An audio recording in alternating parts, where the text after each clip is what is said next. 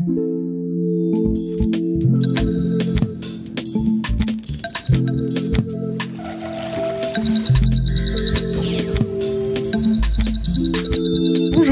vous êtes sur Talent du numérique média, le média de l'orientation vers le numérique. Et si vous êtes là, c'est sans doute que vous cherchez à en savoir plus sur les parcours de formation ou les métiers du numérique. À travers nos podcasts ou vidéos, nous n'allons sans doute pas apporter de réponses complètes à toutes vos interrogations. Mais on s'est donné une mission, vous aider à vous poser les bonnes questions, si possible au bon moment. Pour ça, on est accompagné d'intervenants qui viennent du monde de l'enseignement, il y a des étudiants, il y a des profs, ou des professionnels du secteur, des gens qui sont en activité pour vous parler de leur métier, des gens des ressources humaines pour vous parler des évolutions des métiers, des compétences requises. Notre objectif dans tout cela, faire en sorte que vous puissiez trouver dans le numérique la voie qui vous convient le mieux. Je suis Léa et je vous accompagnerai tout au long de ces découvertes. De quoi allons-nous parler ensemble aujourd'hui ? Après avoir évoqué les licences informatiques et les écoles d'ingénieurs, nous allons aborder le cas des écoles spécialisées en informatique. Parce qu'on vous l'a déjà dit, on peut avoir identifié une voie qui nous paraît tout à fait adaptée sur le papier, en termes de durée des études, de spécialités proposées, ça correspond à notre profil, mais en réalité, on n'a pas dans le détail les étapes qui permettent d'obtenir ce choix, on ne sait pas nécessairement comment ça se passe à l'intérieur, est-ce que ça correspond à notre caractère, à notre manière de travailler. Bref, on va se poser avec nos intervenants toutes les questions pour savoir si les écoles spécialisées en informatique sont la formation supérieure qu'il vous faut. À noter, nous allons nous concentrer ici sur l'accès en post-bac, mais les deux établissements qui nous rejoignent pour ce podcast proposent également, comme la plupart pour ne pas dire toutes les écoles spécialisées, un accès après un BTS, une licence, un IUT, bref, à d'autres moments de votre parcours. On accueille donc Axel Ziegler, directrice académique à l'Epitech, et Daniel Lemoine, directeur des relations entreprises et des admissions à l'ESGI, deux écoles privées qui forment des experts en informatique et dont les parcours sont reconnus par l'État. Pour les lycéens et lycéennes après le bac, toutes deux proposent, comme la plupart de leurs collègues, à la fois des bachelors Bac+3 et des parcours jusqu'à Bac+5, y compris en alternance. Mais avant d'aller plus loin, on vous propose un petit plongeon dans l'univers sonore des étudiants et étudiantes en école spécialisée. Vraiment besoin qu'on vous explique ? Bon allez, on est gentil. Pour moi, il n'y a pas tellement de discussion. Le bruit emblématique de l'entrée en école d'informatique et de la rentrée, c'est quand même celui-là. Le bruit des doigts sur le clavier et le bruit de cette interaction avec l'ordinateur, donc qui va être un peu une partie de votre environnement pendant les premiers mois de votre scolarité. Un point que Daniel Lemoine confirme. Mais vers quoi se dirige-t-on lorsqu'on étudie en école spécialisée en informatique ? La programmation y joue un rôle important, d'où le doux son de clavier, mais celle-ci intervient dans différents sous-domaines de l'informatique et du numérique, dans le développement tel qu'on l'imagine le plus souvent, mais pas seulement. Les spécialisations offertes par les écoles, notamment à partir de la 3e année d'études, vous donnent un panorama intéressant des perspectives, y compris de métiers, qui pourront être les vôtres. Daniel Lemoine vous explique à quoi vous attendre, du moins dans son établissement. Tout d'abord, les spécialisations liées au métier du développement. Architecture des logiciels, mobilité et objets connectés, intelligence artificielle et big data, ingénierie de la 3D, des jeux vidéo, ingénierie du web ou encore l'ingénierie de la blockchain. À l'opposé, on va retrouver les métiers des infrastructures informatiques et de leur sécurité, des spécialisations telles que système, réseau et cloud computing ou encore sécurité informatique. Et pour finir, une dernière spécialisation autour des métiers du management et du conseil des systèmes d'information qui aura pour but de former les futurs chefs de projet informatiques. Reste qu'on a parfois un petit peu de mal à faire la différence entre une école spécialisée en informatique, qu'on appelle aussi parfois école spécialisée en ingénierie informatique, et une école d'ingénieurs en informatique. L'approche pédagogique axée sur la pratique, et les matières abordées, mais c'est lié, font partie des clés. Daniel et Axel précisent les choses pour vous. Dès la première année à l'ESGI, nous proposons un enseignement et des projets, avec de la conception web, de la programmation, du réseau, de la sécurité informatique, bref, tout ce qui est en lien avec l'informatique, et c'est une chose vraiment que vous allez retrouver chez beaucoup d'écoles spécialisées en informatique, contrairement aux écoles d'ingénieurs. Dans une école spécialisée en informatique comme Epitech, on va vraiment apprendre dès la première année spécifiquement l'informatique, en général plus particulièrement la programmation, puis toutes les matières qui vont avec, la gestion de données, la sécurité, etc. Par rapport à une école d'ingénieur, on va avoir moins de sciences fondamentales, de maths et de physique, et une méthode d'enseignement qui est beaucoup plus appliquée, qui se base sur des projets et sur de la mise en pratique. Donc, comme Axel nous l'indique par ailleurs, des objectifs qui peuvent être communs entre écoles d'ingé et spécialisées, notamment faire de vous des professionnels du numérique et de l'informatique pour des métiers parfois proches, ne serait-ce que dans les intitulés de poste, mais avec des méthodes d'apprentissage qui sont souvent différentes. Ok, maintenant, vous avez une petite idée de ce qui vous attend une fois à l'intérieur. Mais comment entre-t-on en école spécialisée? Avec quel bac, quel profil, quelle spécialité éventuellement? On rassure tout de suite celles et ceux qui se demandent si ce podcast peut les concerner et s'ils doivent continuer à nous écouter. Tous les bacs pro, technologiques ou général permettent d'y accéder. L'important, c'est la motivation et la capacité à se mobiliser en autonomie. On y reviendra. Alors, pour rentrer à Epitech, il n'y a pas besoin d'être attentif particulièrement à une matière ou à une note. C'est pas du tout ça qu'on va chercher dans le profil de nos étudiants. Ce qu'on va chercher, c'est plutôt de la motivation, de la capacité à mener des projets personnels en autonomie et de la capacité à se donner les moyens d'atteindre ses objectifs. On préfère avoir un étudiant qui a pas pris la spécialité maths, par exemple, si les maths, c'est pas particulièrement ce qui l'intéresse, mais qui, par contre, sera allé au bout de projets dans les matières qui l'intéressent et aura montré de la motivation et de l'implication pour mener ses projets à bien. On accueille des étudiants qui proviennent de toutes les séries du baccalauréat, que ce soit du baccalauréat général ou technologique, ou d'un baccalauréat professionnel, en fonction de leur parcours personnel, de leur intérêt pour l'informatique. Ce sera pas une question de dossier scolaire qui fera la différence, mais vraiment votre motivation et votre intérêt pour l'école et pour l'informatique. Daniel, pour le SGI, insiste quant à lui sur d'autres aspects. L'intérêt de la spécialité NSI, mais aussi d'autres points que l'on peut lire à travers l'analyse de votre dossier. Aujourd'hui, si le choix de la spécialisation numérique et sciences informatiques en bac général est un vrai plus pour intégrer une école spécialisée, il faut savoir que nous-mêmes, mais comme beaucoup de nos confrères, nous sommes tout à fait ouverts aux autres profils. Ce qui compte, ce sont déjà les résultats scolaires obtenus, la progression aussi, entre le début du lycée et la fin du lycée, l'assiduité en cours, et enfin, l'appréciation des enseignants, ces fameuses appréciations qui sont grandement lues et étudiées.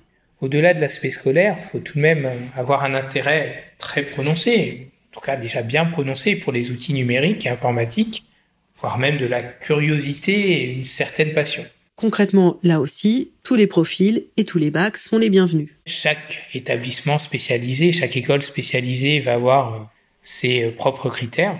Il faut savoir que, pour ma part, en tant que directeur des admissions de l'ESJI, j'ai fait le choix de proposer un concours d'entrée unique qui donne sa chance à tous les bacheliers du moment qui sont motivés. Donc, peu importe le bac, que ce soit un bac général, peu importe les spécialisations aujourd'hui dans ce bac général, un bac technologique ou un bac professionnel. Là, si vous êtes en terminale et que vous vous dites « pourquoi pas l'école spécialisée et pourquoi pas moi ?», vous vous demandez peut-être aussi « Parcoursup ou pas ?»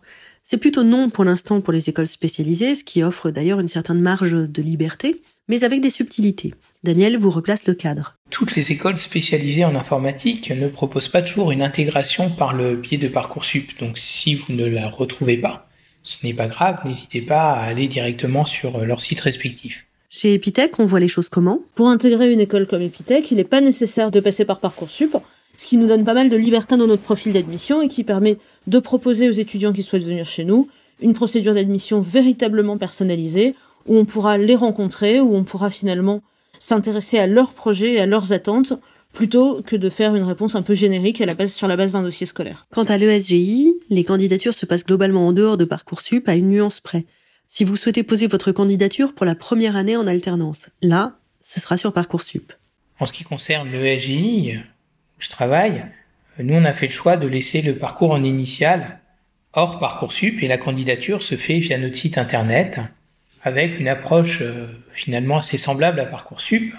On va vous demander un CV, une lettre de motivation cette fois, qui va remplacer le projet de formation motivé. Et on vous donne par contre la possibilité de rajouter des lettres de recommandation d'un ancien maître de stage, d'un ou plusieurs enseignants. Donc ça peut toujours être un plus sur votre candidature. Comme toujours, quand on réfléchit à son orientation, c'est bien d'aller rencontrer l'établissement qui vous intéresse, au moins lors de visites ou de chats virtuels. Pour les écoles spécialisées, c'est peut-être encore plus préconisé. Cela s'inscrit assez logiquement dans le processus d'admission. N'est-ce pas, Axel ? Pour mener une procédure d'admission à Epitech, le mieux c'est encore de venir nous rencontrer, de prendre rendez-vous avec l'équipe de la ville qui vous intéresse, qui saura échanger avec vous, vous présenter le cursus et vous accompagner dans votre processus d'admission en vous indiquant finalement ce qui est important et ce à quoi on va être attentif. Accessoirement, cela vous permettra de vérifier si, pour l'école que vous avez retenue, Parcoursup entre en ligne de compte ou pas, car les procédures peuvent évoluer d'une année sur l'autre. Bon, mais là, si vous voulez rentrer dans une école spécialisée, y a-t-il des épreuves? Et si oui, à quoi faut-il en gros s'attendre et comment s'y préparer? Introduction by Daniel. Ce qu'il faut savoir pour l'admission, c'est que toutes les écoles ne procèdent pas de la même façon. Alors, vous allez trouver des écoles spécialisées qui vont se contenter d'un dossier avec vos bulletins, vos diplômes, une lettre de motivation.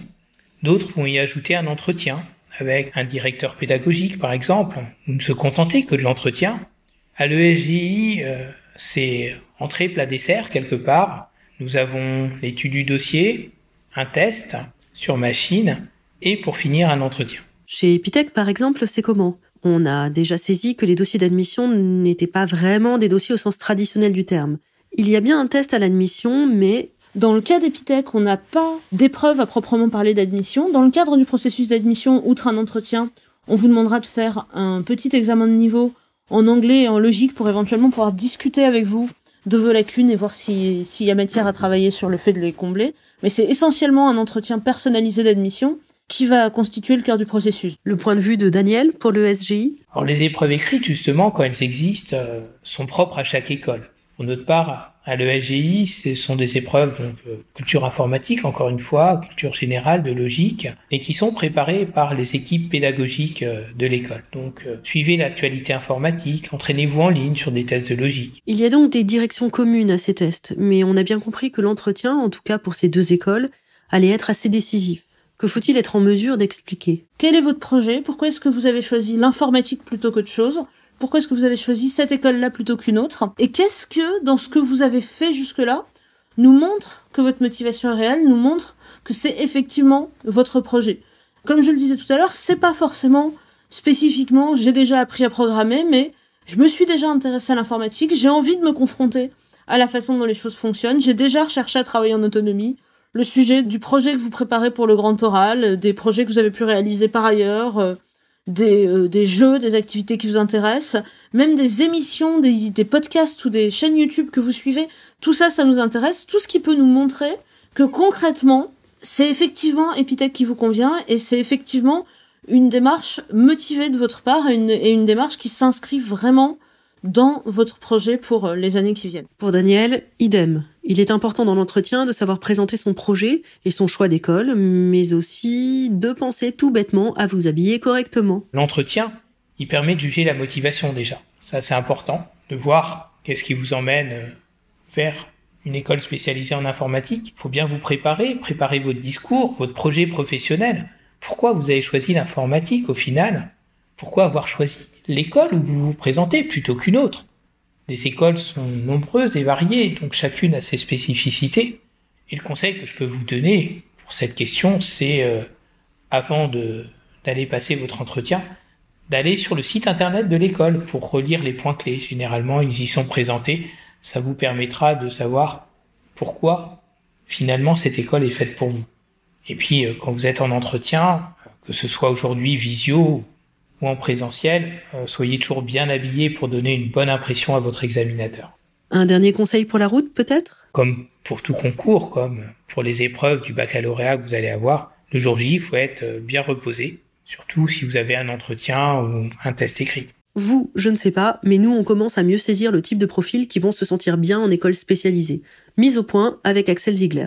Alors je pense que si vous vous demandez si une école spécialisée en informatique peut vous convenir, la question qu'il faut que vous vous posiez, c'est vraiment, est-ce que j'ai envie de travailler en autonomie? Est-ce que j'ai envie d'apprendre par moi-même? Est-ce que j'ai envie d'être relativement libre dans ma scolarité?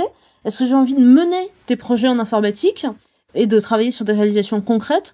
Ou est-ce que je suis plus à l'aise dans un enseignement plus académique, plus traditionnel, avec des cours, des contrôles et des notes? Si vous avez envie de vous éloigner de cet enseignement académique, et évidemment que l'informatique est un sujet qui vous intéresse et un domaine dans lequel vous projetez pour faire carrière, les écoles spécialisées en informatique sont un excellent choix. Si vous vous sentez plus à l'aise dans un cursus académique avec des examens, avec des notes, les écoles d'ingénieurs, même celles qui sont un peu plus orientées sur la méthode par projet, vous conviendront mieux parce que la structure des écoles d'ingénieurs fait qu'on sera forcément dans un mode d'enseignement plus traditionnel. Bon, et si je suis une fille ? On sait que les femmes étaient très présentes au début de l'informatique, mais là, tout de suite, est-ce que je trouverai ma place ? Pour Axel, la réponse est oui à 300%. D'autant que le secteur informatique est vraiment en train de prendre conscience de l'importance d'avoir des équipes qui représentent la société dans son ensemble. C'est plus que jamais le moment pour les filles de se lancer dans l'informatique. Il n'y a pas besoin d'être un joueur de jeux vidéo, même je sais qu'il y a des joueuses de jeux vidéo. Il n'y a pas besoin d'être ce qu'on appelle un geek. Il faut simplement être intéressé par ce domaine, avoir envie de construire sa carrière autour des applications de l'informatique dans la vie réelle et de venir nous rencontrer. On saura vous rassurer si vous aviez des inquiétudes. Quant aux filles qui étudient dans l'école d'Axel, si elles ne sont pas encore aussi nombreuses qu'Axel le souhaiterait, elles sont extrêmement brillantes, qui sont très solidaires et qui réussissent très très bien à l'école avec des exemples de carrières extrêmement brillantes. De son côté, Daniel Lemoine a également constaté une évolution. Ça évolue quand même un peu, en tout cas dans mon école on note grâce au métier du web, du développement et surtout de la gestion de projet. Et rien que dans cette spécialisation, le pourcentage de filles peut dépasser les 30% suivant les promotions.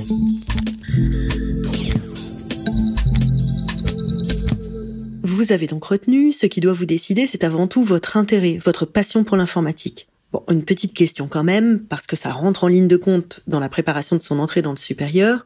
Ça coûte combien à peu près des études en école spécialisée et quelles sont les solutions de financement ?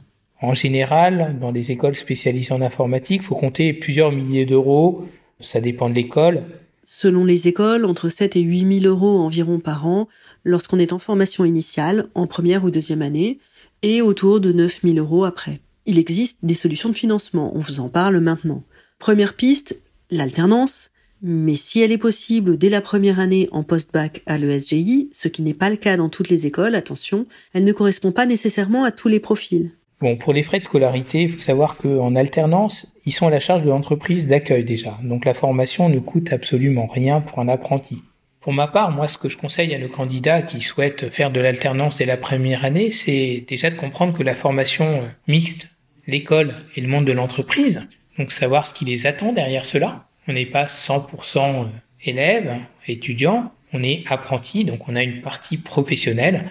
Et c'est vrai que je regarde un peu la maturité qu'il y a chez nos candidats, leur degré d'autonomie, la capacité à fournir des efforts, s'organiser dans le travail. Et à ce niveau-là, les appréciations des enseignants sont très utiles pour déterminer si l'élève sera apte à réussir ses études dans le cadre de l'alternance. Après, il faut savoir que si un établissement ne propose pas de l'alternance dès la première année, il est généralement aujourd'hui possible d'intégrer un cursus en alternance en deuxième, troisième ou quatrième année. Mais si on n'est pas prêt en post-bac pour l'alternance, ou que ce n'est pas proposé dans l'école choisie. Ces frais de scolarité peuvent se financer de plusieurs façons différentes.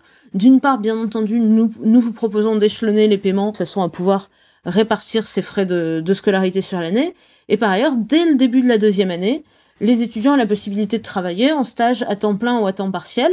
Et la qualité de la reconnaissance de l'école auprès d'entreprises et la qualité de nos étudiants fait que les stages sont extrêmement bien rémunérés, dès 700 ou voire 800 euros par mois pour la fin de la première année, jusqu'à, en dernière année, 1500, voire même parfois 2000 euros net par mois. Donc, le travail pendant les périodes de stage est une source de financement. Et si votre école spécialisée est reconnue par l'État, ce qui vaut mieux tout de même, et ça vous pouvez le savoir par exemple en vérifiant qu'elle décerne aux étudiants des titres RNCP, et que vous répondez aux critères, vous pouvez aussi bénéficier des bourses du Crous. Il faut alors déposer votre dossier directement sur le site du Crous. Cela ne fonctionne pas pour vous ? Vous pouvez envisager un prêt étudiant.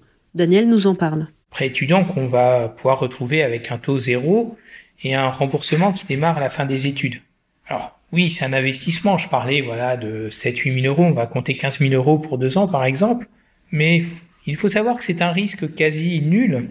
On voit que les salaires à la sortie d'école dépassent les 40 000 euros en moyenne. Donc on commence à rembourser à partir de ce moment-là. Ça peut être assez facilement remboursé. N'oubliez pas de suivre le conseil d'Axel. Si vous avez besoin de monter un dossier de prêt, contactez l'équipe de l'école qui pourra vous accompagner.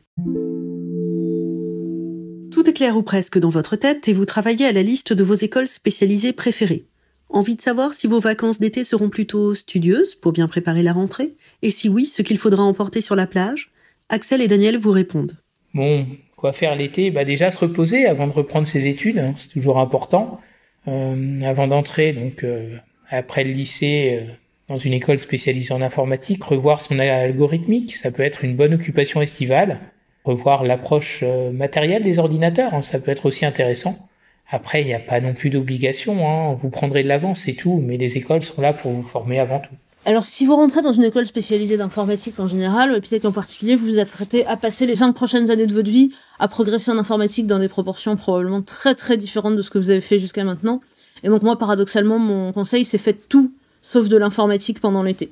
Si vous êtes en difficulté en anglais, c'est une priorité importante de progresser. Si vous devez faire une chose pendant l'été, c'est progresser en anglais. L'ensemble de l'informatique mondiale aujourd'hui utilise l'anglais comme langue de communication. C'est la langue dans laquelle vous trouverez le plus de documentation. Si vous êtes à l'aise en anglais, consacrez l'été à vous intéresser au monde qui vous entoure, à vous interroger sur ce que fait l'informatique dans le monde qui vous entoure, à continuer à pratiquer vos hobbies ou vos passions. Sincèrement, l'informatique, c'est notre travail de l'enseigner, c'est pas la peine de vous préparer. Globalement, vous avez compris, pendant les vacances, soyez zen. Laissez votre cerveau au calme, pensez en anglais et observez le monde pour faire germer des idées de projets qui écloront peut-être durant votre scolarité. Mais reposez-vous, d'autant que la rentrée s'annonce intense. Voici donc des astuces pour bien démarrer une fois la porte de l'école poussée. On commence par les conseils pratiques. Alors, les 3 premières choses qu'il faut prévoir de faire à la rentrée pour bien commencer votre première année, c'est rencontrer votre promotion et les étudiants avec qui vous allez passer l'année, parce que c'est vraiment la communication et le travail commun avec eux qui vont vous permettre de vous aider. C'est prendre en main votre ordinateur, ça peut avoir l'air idiot, mais ça va être votre outil de travail et votre compagnon principal pendant l'ensemble de l'année. Et donc, comprendre comment il fonctionne, comment vous allez le transporter, comment est-ce que vous allez le ranger, où est-ce que vous pouvez vous installer chez vous, comment est-ce que vous installez à l'école, si vous avez besoin d'un casque, etc. Votre matériel, c'est quelque chose d'important. Et l'autre chose, c'est de comprendre le fonctionnement de l'école. Profitez du début de l'année avant que la piscine ait commencé, avant que le travail soit devenu vraiment intensif, pour identifier vos interlocuteurs, vos responsables pédagogiques, les assistants qui vont vous accompagner, pour comprendre à qui vous devez vous adresser pour les différentes démarches que vous pourriez avoir à accomplir. Toujours dans la liste des conseils très concrets, Daniel vous précise un point non négligeable. Cet ordinateur que vous emporterez partout avec vous, comment le choisir? Alors mes conseils, dans les choses essentielles, il y en a un surtout, c'est d'investir dans un ordinateur portable qui saura vous accompagner tout au long de votre cursus. Donc avant de vous lancer, d'acheter premier ordinateur qui vous semble correct, demandez quels sont les prérequis, vos conseils d'établissement, peut-être même qu'il aura un partenariat avec un constructeur et qu'il aura des prix intéressants à vous proposer. Vous êtes désormais bien équipé. Dans quel état d'esprit commencer l'année? Plutôt concentré si on en croit Axel. Alors moi je pense que pour réussir à Epitech ou dans une école spécialisée d'informatique en général, il faut que vous attaquiez la rentrée en vous disant que cette année vous allez faire quelque chose qui est complètement différent de ce que vous avez fait jusque-là, et donc que vous soyez vraiment prêt à vous y consacrer complètement.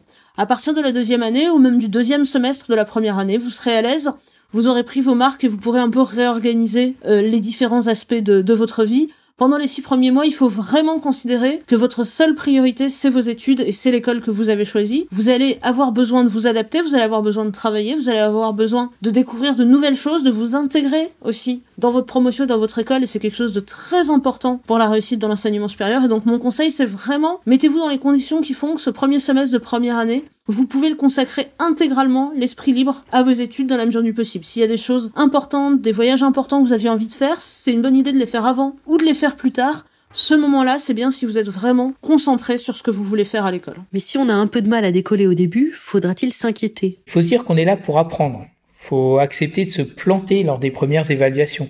C'est plus le lycée, c'est plus des matières connues comme on a pu rencontrer, même si on est passé par une option informatique. Donc ce que les écoles attendent, c'est une progression tout au long de la première année. On s'attend pas à avoir des profils tous excellents dès le début. Toutefois, accepter l'échec parfois pour mieux rebondir ne veut pas dire vivre sa scolarité comme le prolongement des vacances. Axel vous l'a fait comprendre, Daniel le confirme. Dans les écoles spécialisées en informatique, il faut être assidu en cours. Ça, c'est essentiel. Sinon, de toute façon, vous allez vite perdre pied. Il faut également travailler quotidiennement ses cours, tous ces projets aussi qu'on peut avoir. Et surtout, ne pas attendre le dernier moment pour réviser ou pour faire ses projets. Un très grand merci à Axel Ziegler et Daniel Lemoine de nous avoir aidés à mieux comprendre l'univers des établissements spécialisés en informatique, leur fonctionnement et prérequis à travers l'exemple de leurs 2 écoles. On se quitte sur le doux bruit qui vous bercera, vous stimulera à la rentrée si vous avez choisi cette voie.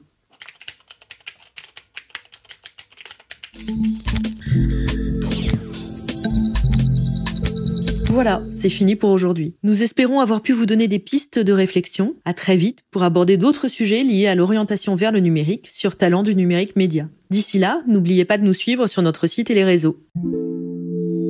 Ce podcast a été réalisé par Talents du Numérique, une action financée et pilotée par l'OPCO Atlas, selon des axes de coopération définis dans la convention signée avec le ministère de l'Éducation nationale et de la jeunesse, le ministère de l'Enseignement supérieur, de la Recherche et de l'Innovation, avec le concours des fonds collectés au titre de la taxe d'apprentissage.